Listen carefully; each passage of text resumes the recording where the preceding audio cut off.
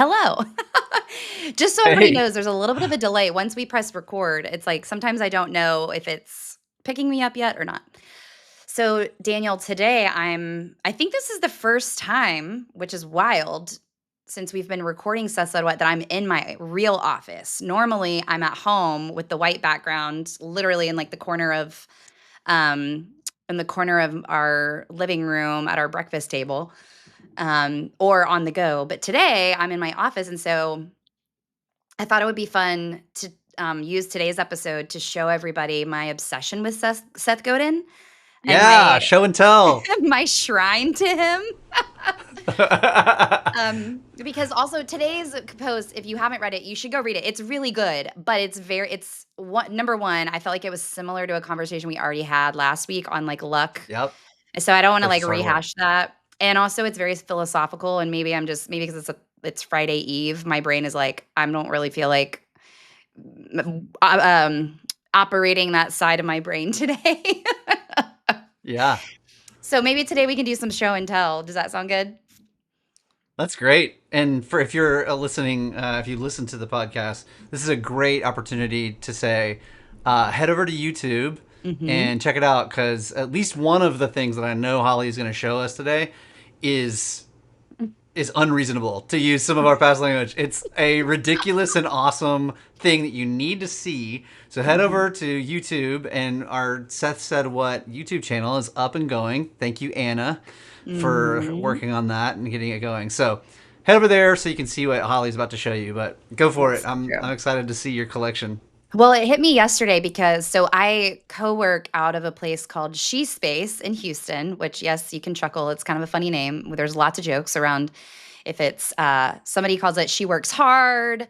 Sometimes it's called the She Shed. Sometimes it's called the somebody said something funny the other day. It was like her works or something. I don't know. Anyway, it's called She Space, and it's a community specifically to help support female business owners and entrepreneurs. So yesterday, this woman, we're the same age. I don't know about you, Daniel. Sometimes I'm like, this woman, because she's just such a badass and awesome. I think I perceive her to be like, you know, older and amazing. Anyways, but we're the same age. Because sometimes I see myself as like a 28-year-old in my head, and I'm not that. I'm like 10 years ahead Yep. of that now. Isn't But that anyway, weird? I'm in my late 20s in my head too. What is it about the late 20s? yes. I think it's the frontal cortex is done and you're like, and I'm done. And then it's like now I'll be 62 and being like, I'm 27. That's so true. Well, she came by yesterday, and I was telling her about she was asking about podcasting. So I was telling her about Seth Said What, and I was like, "Have you ever heard of this guy named Seth Godin?" And she was like, "No." And I was like, "Well," and I look over to what I'm about to show you guys, and it literally is like my shrine to Seth Godin. I kind of got embarrassed 'cause I was like, "I am such a nerd." Okay. So, let me see if I can I've got like my whole setup here. Let's see if I can first show you the area. Oh, let's see. It's gonna be hard to. Oh, over there. Oh, I can't quite. Well, here, let me. It's not happening. Here we go. Okay. Okay. Oh my goodness. So this is this like area where I have, and I'll pick this up and show you, but Seth's picture, me and Seth, and then his two massive books, which I'll show you guys. But this is the area. So anyway, it just kind of hit me like how embarrassing and hilarious it was that I. And It's what's like even it's for listeners, it's a dedicated like corner of her space that is two giant books, which is what I really want you to go to YouTube to see. And then yeah. like a picture in a little basket. It's like here's my little Seth area. And Elliot knows this too, my husband Elliot. But so yeah, this is me and Seth, and then behind me and Seth is me and Elliot. So it's Seth Oh, and then oh my gosh. so that's what I always joke that it's like, Listen, Elliot, God. you got to start a blog. We'll do Elliot Said What, and your Oh, wife but will. look at this. I just realized this. Okay, so Seth is first. Then these are like the men in my life. Okay, then this is Elliot. And then this is one of my former executive teams at HubSpot with Brian Halligan, the CEO of HubSpot. Well, yeah, he used to be the Okay. CEO of HubSpot. He was the founding CEO of HubSpot. And then look at this guy, Oh, nice. Look at that. me and Sibling you. love. Yeah. Anyway, and then there's me skydiving. Okay. But back to Seth. So he sits first in the little basket of my photos here. And then, yeah, so let me grab the books.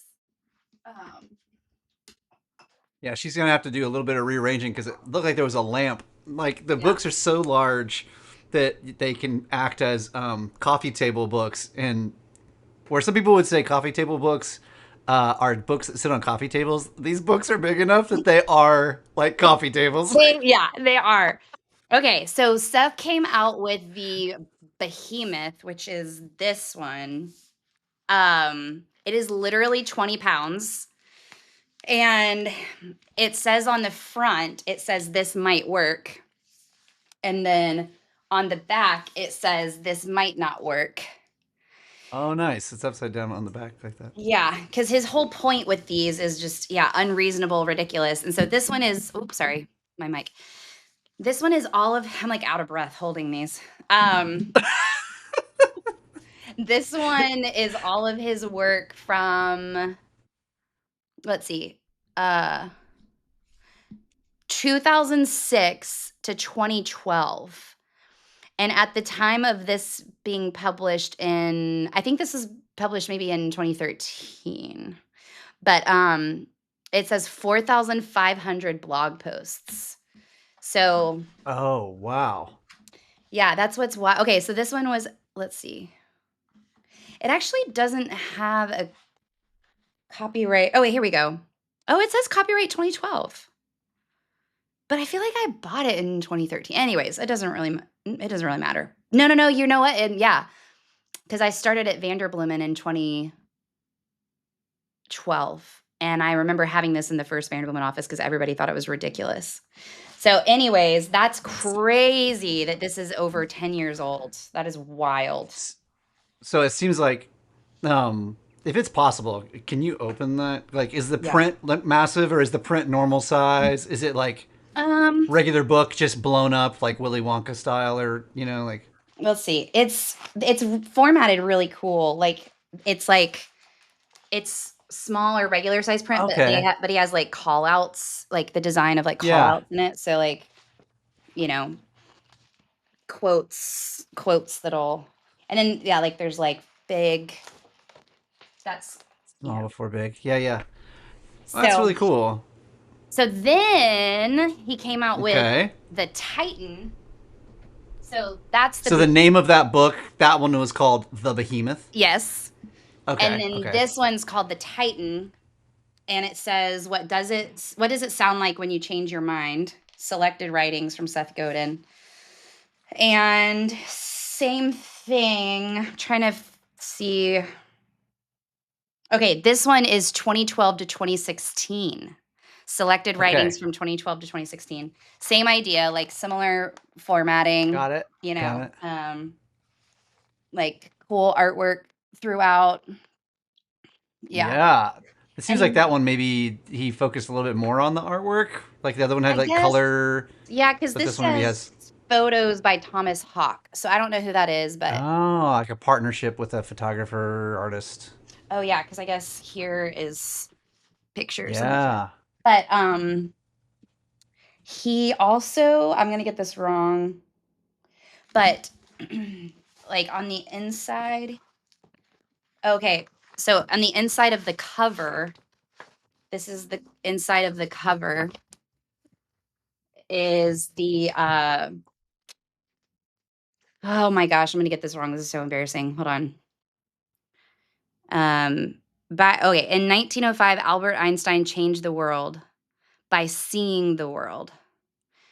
Um, in just 1 year, he wrote 5 seminal papers, including groundbreaking work on photons, on Brownian motion, on the foundation of quantum physics, and even special relativity. This is the sort of truth finding that many of us spend a lifetime on. And yet, Einstein didn't win his Nobel Prize until 17 years later, and it wasn't even for his best work.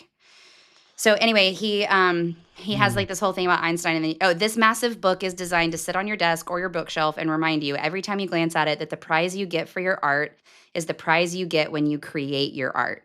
The knowledge that you did something that mattered to someone. Go make your ruckus. And this meeting is the Solvay. It was what happened at Solvay 90 years ago. 29 physicists attended the Solvay Congress in Brussels. Look, there's Heinsberg, Einstein, Curie, and Bohr. 17 people in this photo won the Nobel Prize in Physics. The extraordinary Wow. thing, many of these people won the Nobel Prize after the conference was held. They didn't get to Solvay because they had won the Nobel Prize. They won the Nobel Prize because they were at Solvay. They saw what was possible and believed in a future of their own making. People like us do things like this. Isn't that so Whoa. inspiring? Wow. So I love these Gosh. books. I love the intentionality of that. Like, even if you didn't take off the, what's that called? Book jacket or something? Hmm. Like, you would have missed that entirely. But, like, that's so go make your ruckus. Yeah. So Yeah, anyway, that's a big, for anyone that's not familiar, make a ruckus is how, at least the Akimbo podcast that Seth did for years at the end, that's kind of how his sign off, one of his sayings is like, make a ruckus. yeah. Right? Did he do that for Akimbo? My brain's saying Well, he like does maybe that that a wasn't lot. super consistent, but he does it a lot. Yeah, that's kind of like usually I feel like when he launches something into the world, it's kind of like, and like the other day when he did his new conversation cards or mentor cards, it was, thanks for helping me make a ruckus or something like that. And then Yeah. I've got a few other books back here, like the Normal size books. yeah, the practice. This is strategy. Um, Free prize inside. I don't think I have tribes in here right now because I loan it out a lot, but we are all weird. Meatball Sunday. Um, yeah, I think those are the ones that are Seth Godin up here right now.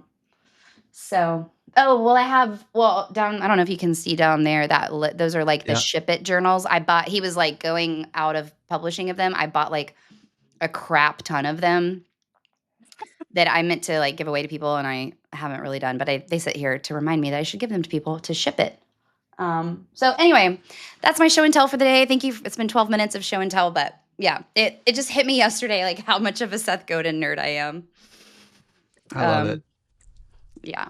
I mean, it's funny because like I'm like, okay, how do we? What are the layers here? But like intentionality, I think the fact that he uh, builds out these products that, like, I mean, I don't know how many he probably manufactured of those giant books, but they were for the tribe. They were for Yeah, there was only a the. limited number. I don't remember. I think it was like 200 or something.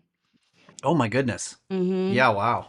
I could have that wrong. Maybe it was more, but I do remember, and they were expensive because I mean, just shipping them alone was probably like $20. But Yeah.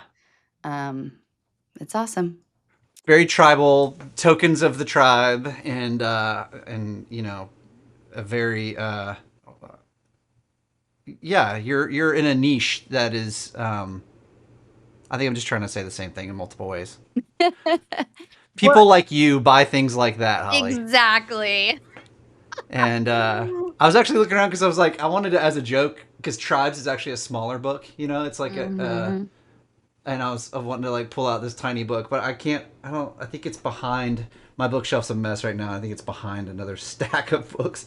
Um, but Mhm. yeah, I actually only have a physical copy of a couple, and then as I said on our very first episode, I think I have a daily count one of these guys on my desk that I need I've to only get pulled a couple off of. I need to get that for 2026 because I've actually never had I've never had his pull off calendar, so that'd be fun to get for 2026. Well, and this is an older one. I think Debbie Millman, who's a design legend, has her own podcast. Great interviews around like graphic designers and people designing products. She helped him with this most recent Oh, neat. calendar for maybe 2025, and I'm assuming he'll have a 26. So, Yeah, that's um, awesome. Well, yeah, I think but yeah, thanks for. hopefully today's was just like a funny, like, funny one. But also, like, even just reading his book covered jacket was inspiring. I know. Yeah, yeah. So, yeah. So that Well, could and be the good question for the day. What does it look like when you change your mind? Ooh. yeah, interesting.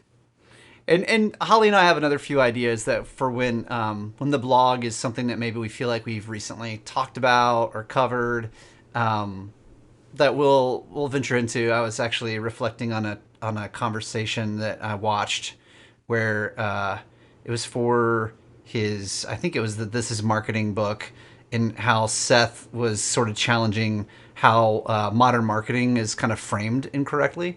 And I was like, Mm, that would be fun to kind of explore the top 5 ideas from that talk. And so we have oh, all kinds of other yeah, I have this. avenues we could take. I have this as marketing somewhere. I don't see it. Maybe I lend out his book so much that I know that one is like whenever somebody asks like what book should I read on marketing, that's the number. I'm like, don't read anything else. Read this one. Like seriously, because it just and I wish more executives would read it, understand what marketing really is. So, all right, Yeah. Daniel, thanks for playing along with my show and tell, and I'll talk to you tomorrow. No, it's great. Talk to you tomorrow. Bye.